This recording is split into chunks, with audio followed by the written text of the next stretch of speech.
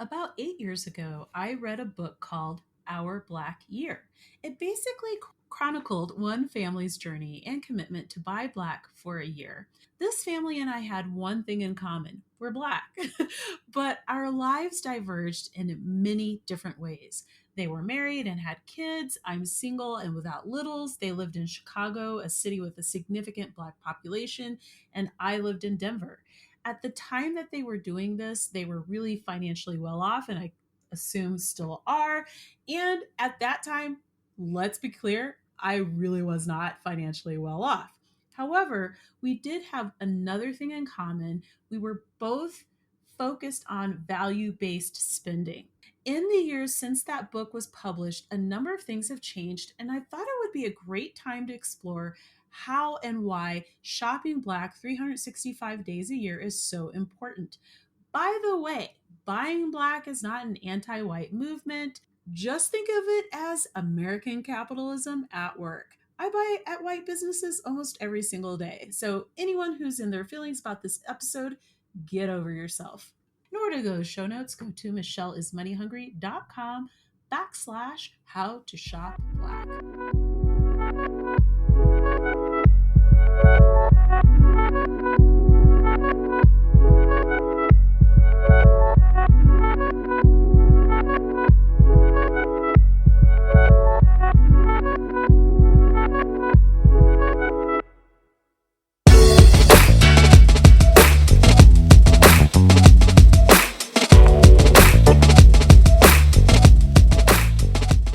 One of the aspects of the Our Black Year experience that I remembered very vividly was how the Anderson family's personal values and interests really impacted their spending.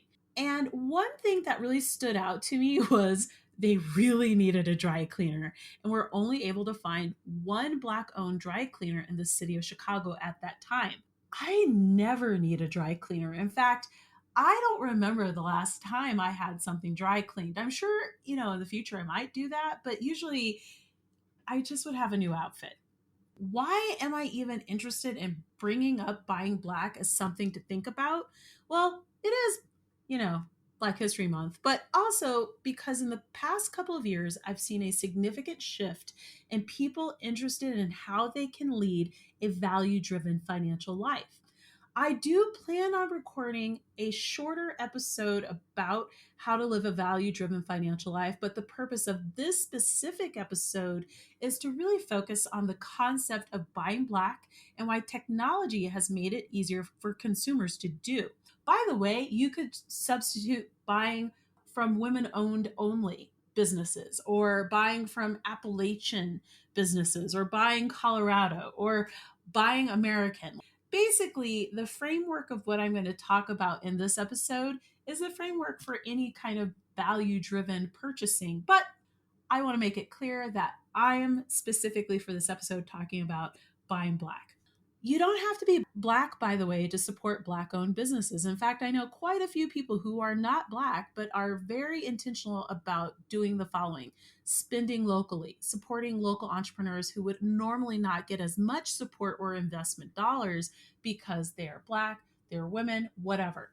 Supporting causes that are aligned with how they would like resources used. In fact, I moderated a panel for FinCon X that was held in November of 2020 that covered value based investing and spending.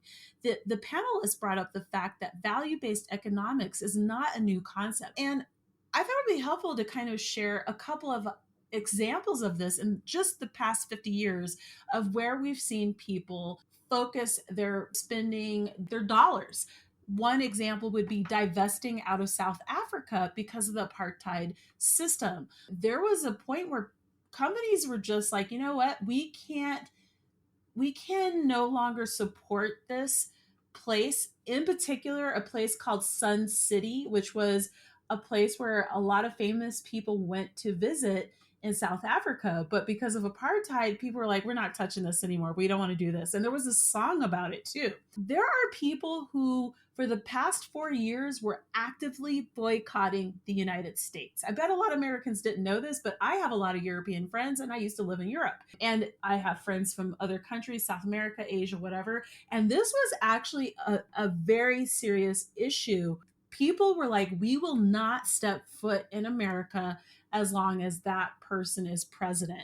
And I actually am on record when he won saying that this is going to severely impact international travel to the US, which it did. There's statistics and numbers to prove that was the case. And also immigration related numbers and international students who would have normally have been interested in studying in the US. Instead, they opted to go to other countries such as Canada or Australia because there was just a lot less to deal with. And we lost a lot of money as a result, but that is again, people spend their values and that happened. And I think a lot of Americans don't realize that. Avoiding the purchase of blood diamonds. That is something that is ongoing. Blood diamonds are diamonds that are farmed in places of extreme conflict. And so, even myself, I never want to purchase a blood diamond. I would just get a cubic zirconia. Like they look just the same and they're a quarter the price. And no dead people. And then finally, people may be very deliberate about supporting women owned businesses or other unique cultural groups. In my personal life, intentional spending looks like the following: understanding what I value and enjoy, like really, really being clear about what's important to me and what makes my life tick. Knowing the owners of the businesses that I like to spend at. So I actually love going to coffee shops. It's a thing. I love it. It's very European. Actually, when I lived in Europe, that was my favorite thing, was to walk around, roam around, and then sit at a coffee shop. I do it everywhere. I love coffee shops. And the great thing for me in my city is I know the people who run the different coffee shops that I go to or their staff, not just in Denver. I'm talking anywhere I go. Like in Breckenridge, they know who I am. And in fact, I go up there so often that the people at the library know who I am because I'll do a lot of work from the library. Anyway, my point is when I'm in Breckenridge, I know the people so well that my regular coffee shops that I go to, they're like, "Hey, you haven't been around. We're happy to see you again." Like we know each other. Why? Because I like to support local businesses. I love coffee, and that's just something I enjoy. The other thing that I like to do is create a spending plan for special products, goods, and services. So if I know that I'm going to make significant purchases or specific purchases, I will think about, okay, where do I want to do this? Like with whom do I want to support? And that is part of the planning process. And then finally, I love to shout out businesses as much as I possibly can because obviously I can't buy from everyone. You might be asking, well, why buy black? You're more than likely supporting a Black woman entrepreneur and her employees. You're keeping people fed and employed. Black women are one of the fastest growing segments of entrepreneurs in the United States at this time. Disrupt the flow of money from big box stores to independently owned businesses. Big box stores are documented to hasten the closing of small local businesses. So just by buying black or buying locally, you disrupt that pattern to a certain degree. Validate products that would otherwise not be produced by other companies. So businesses are typically created because someone discovers a problem or just a need that other people were unaware of or a want. And some of these smaller businesses kind of stumble on things that maybe another company just would never even intuit. By purchasing from those companies, you're validating that idea. And then finally, why not? Why not? What makes buying black with intention easier in 2020 and beyond? Tech technology. I freaking love it. I love it. Love it so much. And even though I am alarmed by the acceleration of automation and production of goods, technology does enable people like me and others to intentionally shop for products, goods, and services that aren't available in my immediate vicinity. Here's what buying and supporting Black in particular looks like for me. I should also mention that, again, I use the same process to buy local. So, sharing goods, products, and services on my social media feeds. I have website and podcasts where all I do is talk about what people do. Interviewing entrepreneurs on my podcast, intentional spending. For example, I would like to buy candles sometime this spring. I am almost at the end of the candles that I have. I'm about to burn them out. I'd like to buy some new candles, and I decided that I would like to buy those from a POC company or Black owned company. And I've decided to do that via Etsy because I know that those are lots of small makers of products all across the US and the world. What I did was literally type in Black owned Etsy candle company, like something like that.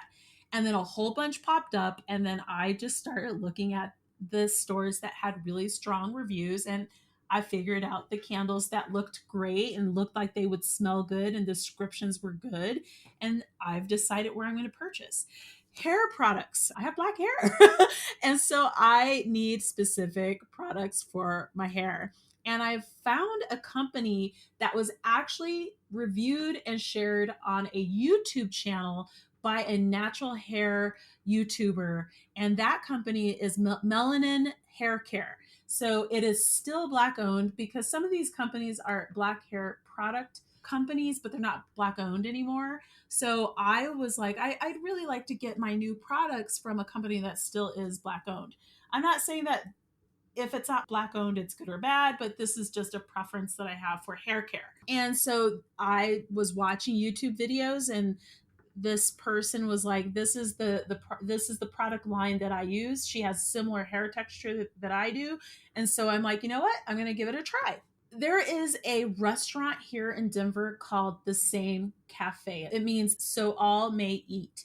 And basically, that cafe is a pay what you can afford cafe. Some people will come in and they'll pay $20, and that way it covers other people's meals. Other people will pay a quarter because that's all they have. And I love that organization. I've interviewed the founders of that space, but there is a space like that in Alabama called Drexel and Honeybee. And so they specialize in soul food, as you can imagine. It's Alabama. And so I'm going to be contributing to that space because I love the model. They are a Black owned business and they're doing social good. It's all the things I love. I haven't actually picked up a bottle of wine in like a year, which is bizarre given the fact that we've just gone through this, or we're still going through this crazy COVID, but I would like to pick up a bottle of the McBride Sisters Black Girl Magic wine. They also have spritzers, so I might do both. But anyway, I've heard a lot about them and I just want to check them out and see what the product is. I've heard, again, good things. So I already know that they're at Trader Joe's, and so I'm going to purchase it from there. There are local Facebook groups that have been created to help connect people with goods, products, and services. So you may be in, I'll use my town as an example. There's a group here that's actually based out of Colorado Springs, not out of Denver, that is pretty active, and it shares all local businesses and goods. And people will do the following: they'll say, hey, I'm looking for a Black owned moving company. Does anyone have a recommendation? And people will. Or they'll say, hey, oh, this one's a big one. I'm looking for someone to do my hair because it's a big issue where to get your hair done, braided, locks, that kind of thing in Colorado. And people will be like, this is who we're working with. Or I'm looking for a restaurant. Okay, this is where you go. There are groups like that all across the US, and a lot of times you can find them on Facebook. Just Google Black owned products.